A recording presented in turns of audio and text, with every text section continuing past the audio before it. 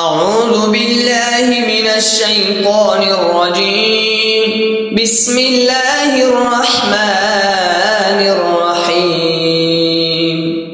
ليس البر أن تولوا وجوهكم قبل المشرق والمغرب ولكن البر من آمن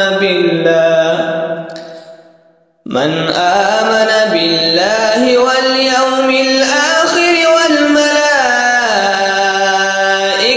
والكتاب والنبيين وآتى المال على حبه ذوي القربى واليتامى والمساكين وابن السبيل والسائلين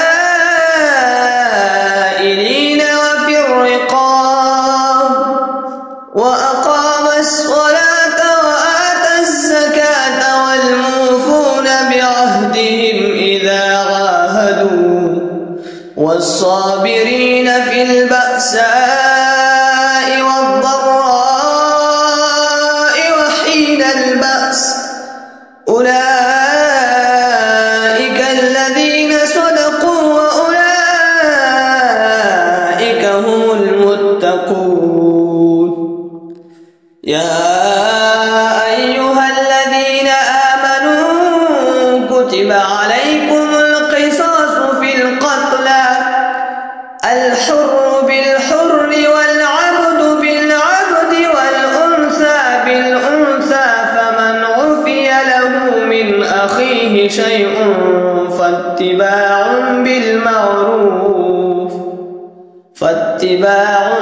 بالمعروف وأداء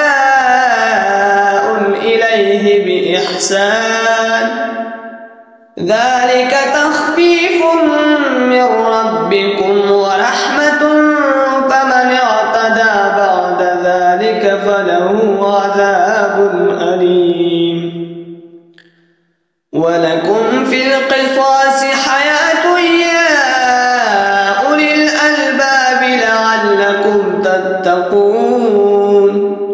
كتب عليكم إذا حضر أحدكم الموت إن ترك خيرا الوصية للوالدين والأقربين بالمعروف حقا على المتقين. فمن بدله بعدما سمعه فإنما إثمه على الذين يبدلونه إن الله سميع عليم. فمن خاف من موص جنفا أو إثما فأصلح بينهم فلا إثم عليه إن الله غفور رحيم. صدق الله العظيم.